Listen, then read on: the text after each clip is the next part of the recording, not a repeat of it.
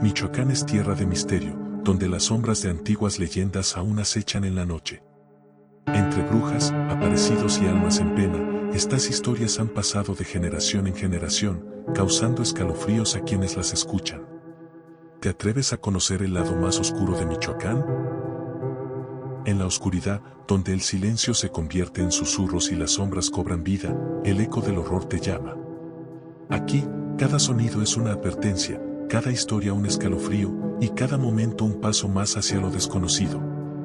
Prepárate, porque el miedo ya está aquí, suscríbete al canal y no podrás escapar de su eco.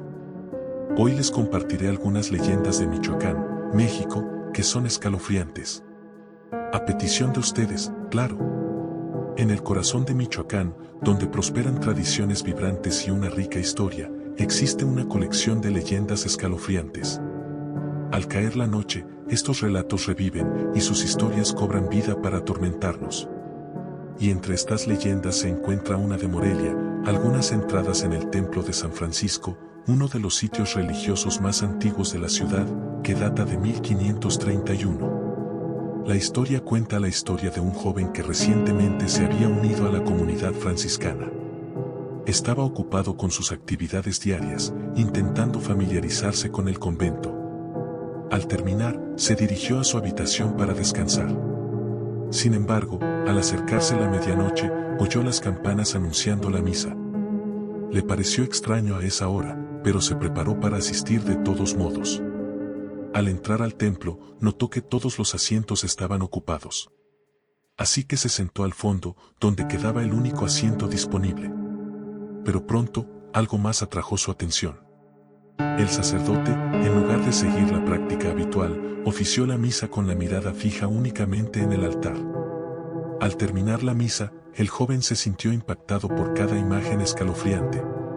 Quienes la rodeaban se levantaron y salieron del templo, pero no caminaban. En cambio, se alejaban flotando. Pero lo que más lo inquietó fue que su rostro estaba lleno, sin rasgos distintivos. Y cuando salieron a la calle, las figuras franciscanas se evaporaron en el aire. Presa del pánico, el joven salió corriendo del templo, pidiendo ayuda. Su urgencia llamó la atención del sumo sacerdote y de otros, y mientras se reunían, le explicó lo que había presenciado dentro del templo. Al escuchar el relato del joven, el sumo sacerdote le explicó que, en las noches de luna llena, las almas de los hermanos enterrados en lo que hoy es la plaza de San Francisco se levantan de sus tumbas al son de las campanas para asistir a la misa de medianoche. Así que si te encuentras cerca de esta plaza en luna llena, podrías oír las campanas. O incluso vislumbrar las apariciones de los hermanos franciscanos. Otra leyenda inquietante se encuentra en la ciudad de Zamora.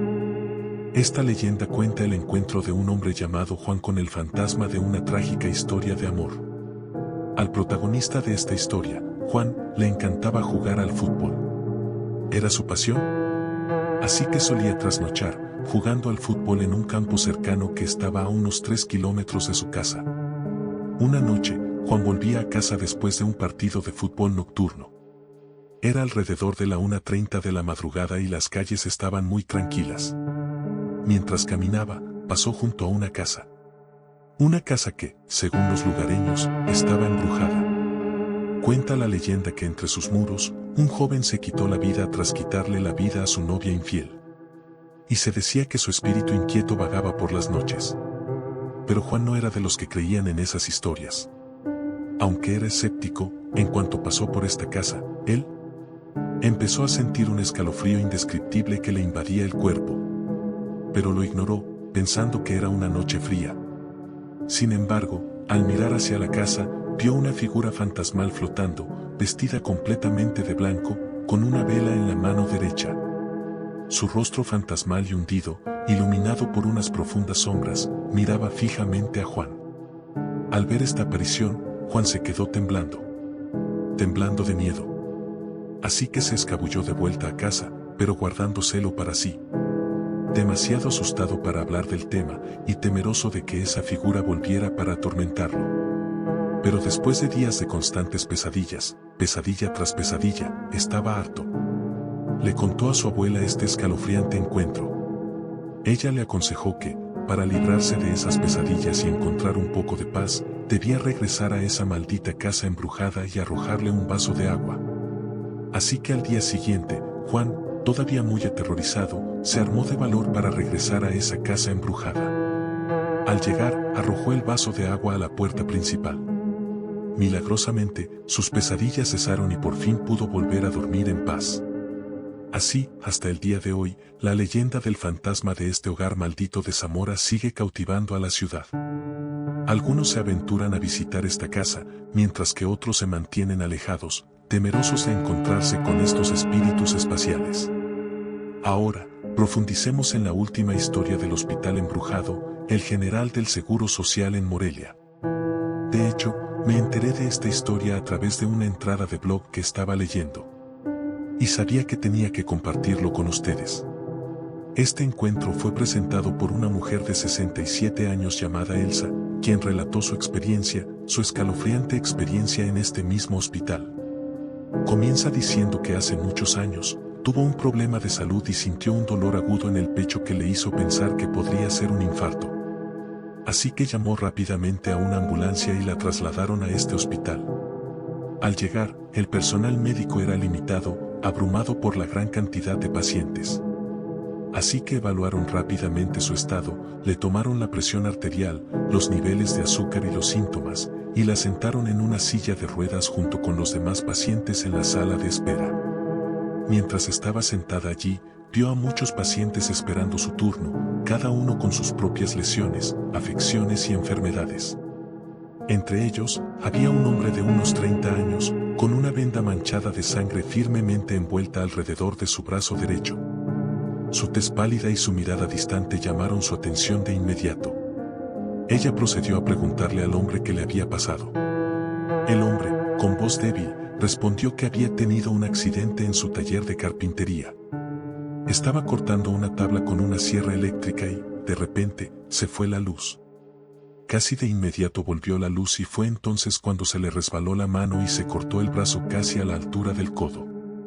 Logró detener la hemorragia con un torniquete y llamó a su esposa para que lo llevara al hospital. Elsa expresó su compasión y preocupación por su situación.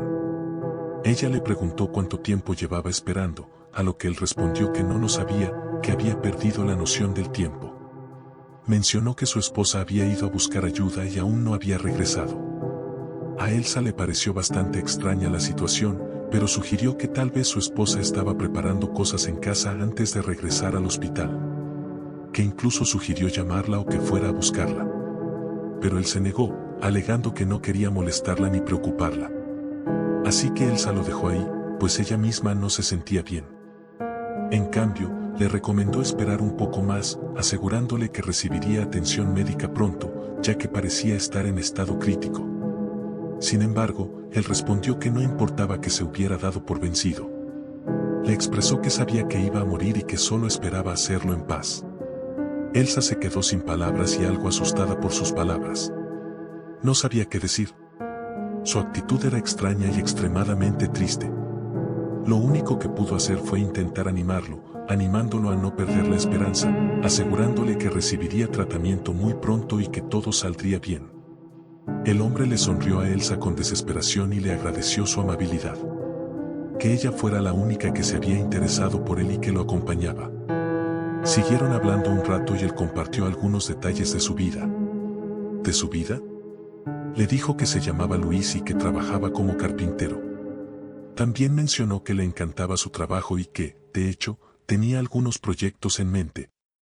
Que estaba casado con Ana y tenía 2 hijos pequeños llamados Pablo y Sofía, y que eran su razón de vida y los amaba con todo su corazón. Elsa lo consideraba un hombre bueno y trabajador que no merecía el destino que enfrentaba. Le dijo que tenía una hermosa familia que lo esperaba para seguir luchando por ellos y por su futuro, animándolo a no rendirse ni a dejarse vencer por el dolor. Luis la miró con ternura y le dijo que era amable y sabia. Deseó haber conocido a alguien como ella el día de su accidente, pensando que las cosas podrían haber sido diferentes ahora. Elsa no entendía lo que decía en ese momento, pensando que deliraba por la pérdida de sangre y la conmoción. Así que ella siguió diciéndole que no pensara en el pasado, sino que se concentrara en el futuro. Que aún le quedaba mucho por vivir y disfrutar. Pero Luis no le creyó. Le expresó que sentía que algo malo estaba sucediendo. Sentía una presencia maligna y oscura acechando a su alrededor. Y también dijo que tenía miedo de morir. Elsa les dijo que no tuvieran miedo, que Dios estaba con él y lo protegía. Le pidió que orara con ella, le tomó la mano y juntos oraron. Al terminar de orar, Luis le pidió que, si encontraba a su hija, le dijera que su muñeca estaba en la vieja caja de herramientas, pues allí la había guardado. En ese momento, Elsa sintió un escalofrío que le recorrió el cuerpo. Miró a Luis y vio que tenía los ojos cerrados y el rostro aún más pálido.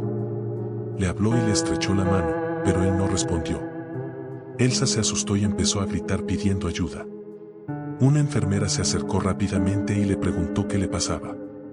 Elsa empezó a explicar que Luis se había desmayado y necesitaba atención urgente. La enfermera la miró confundida y le preguntó quién era Luis. Elsa señaló al hombre a su lado, diciéndole que era el paciente con el brazo casi amputado debido a un accidente en su taller de carpintería. La enfermera, con cara de asombro, le aseguró a Elsa que todo estaría bien, que iría a ver a un médico y que la llevarían a un lugar más tranquilo. Pues bien, tras trasladarla, le realizaron varias pruebas y unas horas después le informaron que su estado no era grave. Por suerte, le recetaron medicación y le aconsejaron que permaneciera en observación un par de horas. Mientras tanto, Elsa no podía dejar de pensar en Luis. ¿Estaría bien? ¿Todo bien? No sabía nada. Bueno, después de horas de observación, su médico finalmente vino a examinarla y le preguntó cómo se sentía. Elsa le preguntó si sabía quién era y si había alguna novedad. Pero lo que el médico le dijo la dejó atónita.